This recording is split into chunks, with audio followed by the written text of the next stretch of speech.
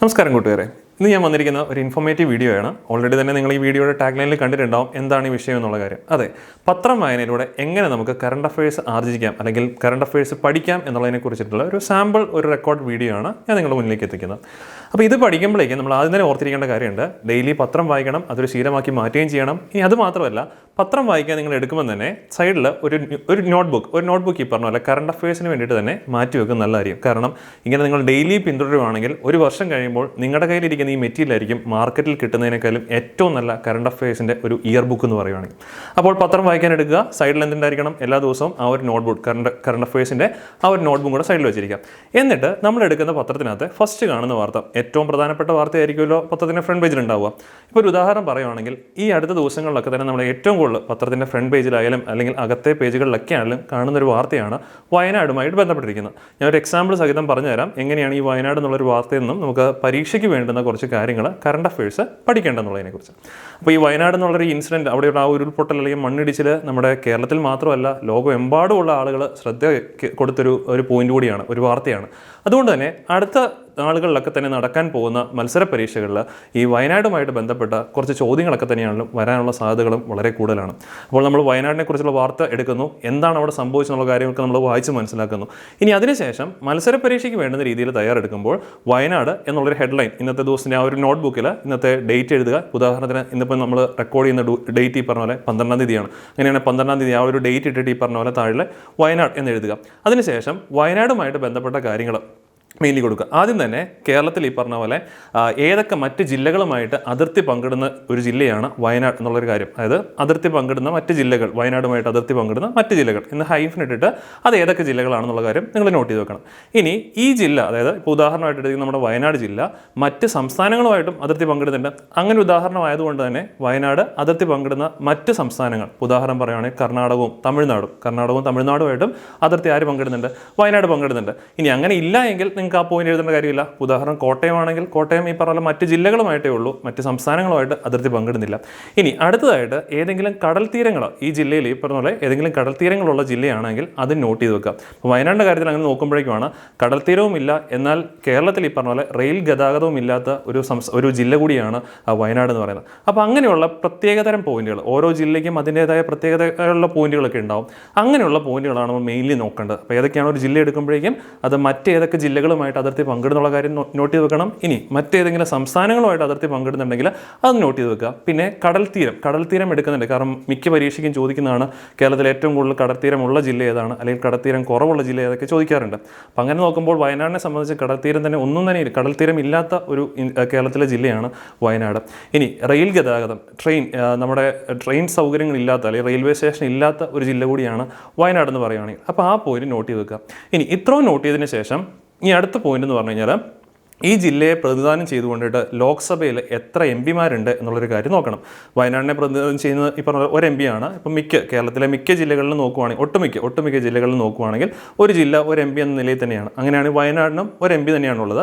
അതാരാണെന്നുള്ള കാര്യം നോക്കുക. നിലവിൽ പറയുവാണെങ്കിൽ രാഹുൽ ഗാന്ധി ജയിച്ചു പോയിട്ടുണ്ടായിരുന്നു, ബട്ട് അദ്ദേഹം എന്ത് ചെയ്തു, രാജിവെച്ചത് കാരണം നിലവിൽ വയനാട്ടിൽ എം പിമാരാരുമില്ല. ഇനി അടുത്തൊരു ദിവസം നിങ്ങൾ ഇതുപോലെ വാർത്ത വായിക്കുമ്പോൾ വയനാട്ടിൽ പുതിയ എം പിയെ തിരഞ്ഞെടുത്തു എന്ന വാർത്ത കാണുമ്പോഴേക്കും ഇപ്പോൾ എഴുതിയ പോയിന്റ് അവിടെ സൈഡിൽ ആ എം പിയുടെ പേര് രേഖപ്പെടുത്തുക.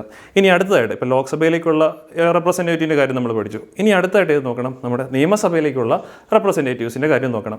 വയനാടിനെ റെപ്രസെൻറ്റ് ചെയ്തുകൊണ്ട് 3 MLA-മാരാണ് നമ്മുടെ നിയമസഭാ മന്ദിരത്തിലുള്ളത്. അത് ഏതൊക്കെ MLA-മാരാണ്, ഏതൊക്കെ മണ്ഡലത്തിനെയാണ് അവർ റെപ്രസെൻറ്റ് ചെയ്യുന്ന കാര്യം നോട്ട് ചെയ്ത് വെക്കണം. അപ്പോൾ ആദ്യം നമ്മൾ ലോക്സഭയുടെ കാര്യം എഴുതി, രണ്ടാമതായിട്ട് നിയമസഭയിലേക്ക് എത്ര MLA-മാരുണ്ടെന്നുള്ള കാര്യം എഴുതി വെക്കുക. ആ എഴുതി വെക്കുമ്പോഴേക്കും ഓരോ MLA-യും ഏതൊക്കെ മണ്ഡലങ്ങളെയാണ് പ്രതിനിധാനം ചെയ്യുന്നത് എന്നുള്ള കാര്യം അവരുടെ പേരിൻ്റെ സൈഡിലായിട്ട് രേഖപ്പെടുത്തി വെക്കണം. ഇനി അടുത്ത മൂന്നാമത്തെ ഒരു കാര്യം, ഈ MLA-മാരിൽ ആരെങ്കിലും ഒരാൾ മന്ത്രിയായിട്ടുണ്ടെങ്കിൽ അതും രേഖപ്പെടുത്തി വെക്കണം. ഉദാഹരണം പറയുവാണെങ്കിൽ വയനാട്ടിൽ നിന്നും ഇപ്പം OR കേളു പറഞ്ഞാൽ അദ്ദേഹം മിനിസ്റ്ററാണ്, കേരളത്തിലെ ഒരു മന്ത്രിയാണ്. അങ്ങനെയാണെങ്കിൽ അദ്ദേഹം കൈകാര്യം ചെയ്യുന്ന വകുപ്പും അദ്ദേഹത്തിൻ്റെ പേരിന് സൈഡിൽ ബ്രാക്കറ്റിൽ എഴുതി വെക്കുന്നത് നല്ലതായിരിക്കും. ചോദ്യങ്ങളായിട്ട് പലപ്പോഴും പരീക്ഷയ്ക്ക് കാണാറുണ്ട്. അപ്പോൾ എന്തൊക്കെ കാര്യങ്ങളാണ് ഞാൻ ഒന്നുകൂടെ പറഞ്ഞുതരാം. ആദ്യം നമ്മൾ ഈ പറഞ്ഞ പോലെ വയനാടിൻ്റെ അതിർത്തി മറ്റ് ജില്ലകൾ ഏതൊക്കെയാണെന്നുള്ള കാര്യം നമ്മൾ എഴുതി വെക്കുന്നു. അതിനുശേഷം അതിർത്തി സംസ്ഥാനങ്ങളുണ്ടെങ്കിൽ അത് എഴുതി വെക്കുന്നു. കടൽ തീരമുണ്ടെങ്കിൽ അത് എഴുതി വെക്കുക. പിന്നെ റെയിൽ ഗതാഗതമുള്ള സംസ്ഥാനങ്ങളാണെങ്കിൽ അത് എഴുതി വെക്കുക. അത് ഏതൊക്കെ റെയിൽവേ സ്റ്റേഷനുകൾ ആ ജില്ലയിൽ ഉണ്ടെങ്കിൽ അതും കൂടെ എഴുതി വെക്കുകയാണെങ്കിൽ നല്ലതായിരിക്കും. ഇപ്പം ഉദാഹരണം വയനാട് ജില്ലയിൽ ഇപ്പോൾ റെയിൽവേ സ്റ്റേഷനുകളൊന്നും ഇല്ല എന്നുള്ള കാര്യം നമ്മൾ ഓൾറെഡി പറഞ്ഞു. ഉണ്ടായിരുന്നതാണെങ്കിൽ വയനാട് ജില്ലയിൽ ഏതൊക്കെയാണ് റെയിൽവേ സ്റ്റേഷനുകൾ എന്ന് ജസ്റ്റ് പ്രധാനപ്പെട്ട ചെറിയ റെയിൽവേ സ്റ്റേഷൻസ് എഴുതണ്ട, പ്രധാനപ്പെട്ട റെയിൽവേ സ്റ്റേഷൻസ് ഏതൊക്കെയാണെന്നുള്ളത് ജസ്റ്റ് ഒന്ന് എഴുതി വെക്കുക. ഇനി അടുത്തൊരെണ്ണമാണ് നമ്മൾ പാർലമെൻറ്റിലേക്കുള്ള MP ആയിട്ട് റെപ്രസെൻറ്റ് ചെയ്യുന്ന ആരാന്നുള്ളത് എഴുതി വെച്ചു. പിന്നെ ഈ പറഞ്ഞ പോലെ MLA മാരായിട്ട് ഇപ്പം 3, 4, 5 പേരൊക്കെ ഉണ്ടെങ്കിൽ അവരുടെ പേര് എഴുതുക. ബ്രാക്കറ്റിൽ അവർ റെപ്രസെൻറ്റ് ചെയ്യുന്ന ആ ഒരു മണ്ഡലത്തിൻ്റെ പേരും എഴുതി വെക്കുക. ഇനി ഈ MLA മാരിൽ തന്നെ ആരെങ്കിലും ഒരാൾ മന്ത്രിയായിട്ടുണ്ടെങ്കിൽ ആ മന്ത്രിയുടെ പേര് എഴുതുക. അദ്ദേഹം റെപ്രസെൻറ്റ് ചെയ്യുന്ന മണ്ഡലത്തിനെയും സെപ്പറേറ്റ് ആയിട്ട് തന്നെ എഴുതുക.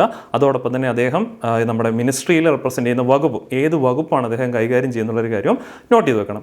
ഇത്രയും കാര്യങ്ങൾ പ്രധാനമായിട്ട് എഴുതണം. ഇനി അടുത്തൊരു പോയിന്റ് എന്ന് പറഞ്ഞു കഴിഞ്ഞാൽ ഈ വയനാട് ജില്ലയിൽ നിന്നും ഏതെങ്കിലും ഈ പറഞ്ഞ പോലെ പ്രഗത്ഭരായ വ്യക്തികൾ ഈ പറഞ്ഞ പോലെ ഉണ്ടെങ്കിൽ അവരുടെ പേരും കൃത്യമായിട്ട് എഴുതുക. പ്രഗത്ഭരായ വ്യക്തികൾ എന്ന് പറഞ്ഞു കഴിഞ്ഞാൽ മേ ബി ഈ പറഞ്ഞ പോലെ പണ്ടത്തെ ഏതെങ്കിലും പ്രസിഡൻ്റ് ആകാം, അല്ലെങ്കിൽ ഈ പറഞ്ഞ പോലെ ഏതെങ്കിലും മുഖ്യമായ പൊസിഷൻസ് ഏതെങ്കിലും ഈ പറഞ്ഞ പോലെ പൊസിഷൻസ് ഒക്കെ കൈകാര്യം ചെയ്തുള്ള വ്യക്തികളാകാം, അല്ലെങ്കിൽ കേന്ദ്രത്തിലെ ഏതെങ്കിലും മന്ത്രിമാരായിട്ട് ഇരുന്ന ആളുകളാകാം, അല്ലെങ്കിൽ ഈ പറഞ്ഞ പോലെ ഭാരത് രത്ന അല്ലെങ്കിൽ ഈ പറഞ്ഞ പത്മശ്രീ ഇങ്ങനെയൊക്കെയുള്ള അവാർഡുകൾ കിട്ടിയ വ്യക്തികളുണ്ടെങ്കിൽ വയനാട് ജില്ലയിൽ നിന്ന് കിട്ടിയ ആരെങ്കിലും ഉണ്ടെങ്കിൽ അവരുടെ പേരും കൃത്യമായിട്ട് നോട്ട് ചെയ്ത് വെക്കാം.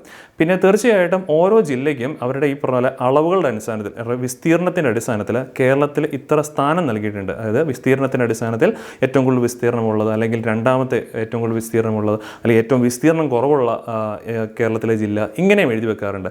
ആ ഫാക്റ്റ് കൂടെ നോക്കിയിരിക്കണം. അതായത് എത്രാം സ്ഥാനമാണ് കേരളത്തിൽ ഈ പറഞ്ഞ പോലെ എത്രാം സ്ഥാനത്താണ് വിസ്തീർണത്തിൻ്റെ അടിസ്ഥാനത്തിൽ ഈ ജില്ല. ഇപ്പം വയനാടാണെങ്കിൽ വയനാട് കേരളത്തിൽ വിസ്തീർണത്തിൻ്റെ അടിസ്ഥാനത്തിൽ എത്രാമത്തെ ജില്ലയാണെന്ന് നോക്കി വെക്കണം.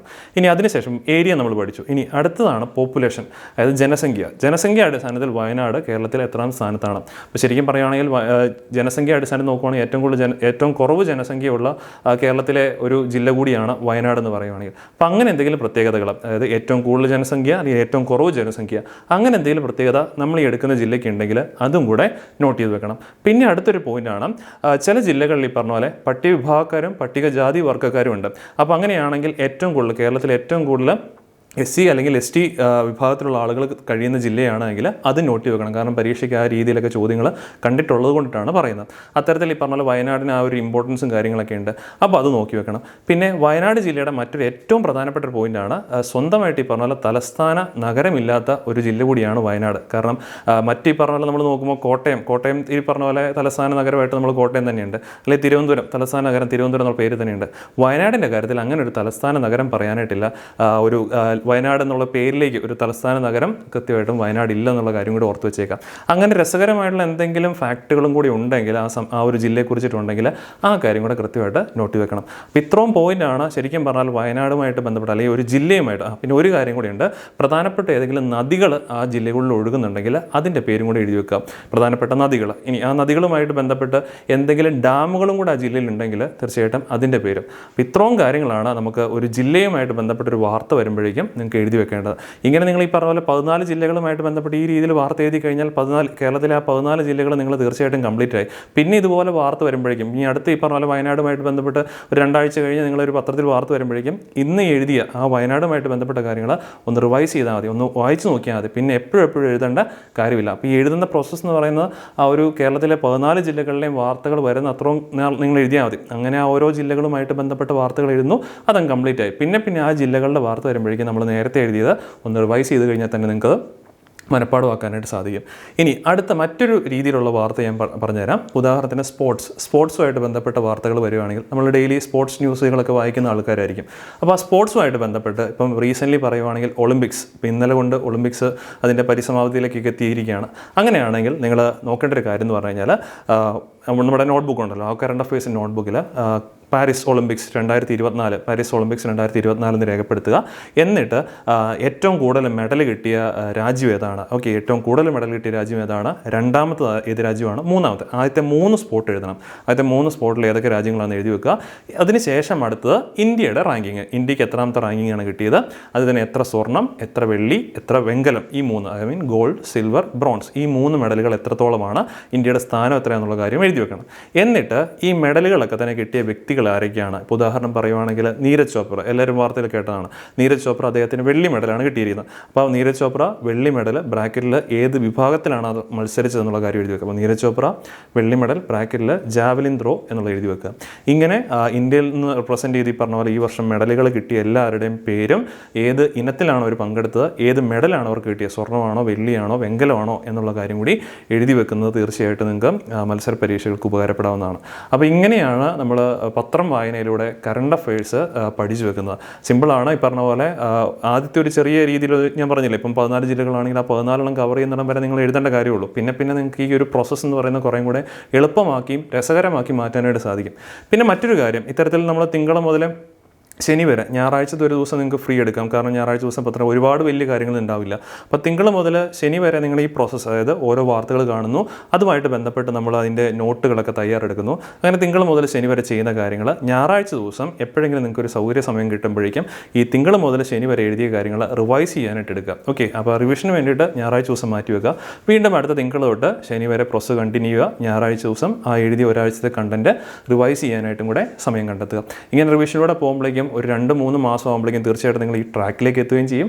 നിങ്ങളുടെ കയ്യിലിരിക്കുന്ന ആ ഒരു മെറ്റീരിയൽ, ആ ഒരു കറണ്ട് അഫയേഴ്സിൻ്റെ നോട്ട്ബുക്ക് ആയിരിക്കും ഞാൻ തുടക്കത്തിൽ പറഞ്ഞ പോലെ മാർക്കറ്റിൽ കിട്ടാവുന്നതിൽ വെച്ചിട്ട് ഏറ്റവും വലിയ കറണ്ട് അഫയേഴ്സ്, അല്ലെങ്കിൽ ഏറ്റവും നല്ല കറണ്ട് അഫയേഴ്സിൻ്റെ ഒരു മെറ്റീരിയൽ എന്ന് പറയുവാണെങ്കിൽ. അപ്പോൾ അതുകൊണ്ട് നിങ്ങൾക്ക് വേറെ എക്സ്ട്രാ ഈ പറഞ്ഞ പോലെ കറണ്ട് അഫയേഴ്സ് മെറ്റീരിയൽ മാർക്കറ്റിൽ പോയി വാങ്ങേണ്ട ഒരു കാര്യം ഉണ്ടാവില്ല. എപ്പോഴാണോ പരീക്ഷ വരുന്നത് അതുമായിട്ട് ബന്ധപ്പെട്ട് നമ്മുടെ ഈ ഒരു നോട്ട് എടുത്ത് വായിച്ചാൽ മതി. സ്കൂളുകളിൽ നിന്നാണെങ്കിലും ക്വിസ് കോമ്പറ്റീഷന് പോകുമ്പോഴും എല്ലാം ഈ ഒരു നോട്ട്ബുക്ക് റെഫർ ചെയ്ത് കഴിഞ്ഞാൽ തീർച്ചയായിട്ടും നിങ്ങൾക്ക് മത്സര പരീക്ഷകൾ നല്ല രീതിയിൽ ഈ പറഞ്ഞ പോലെ പ്രകടനം കാഴ്ചവെക്കാനായിട്ട് സാധിക്കും.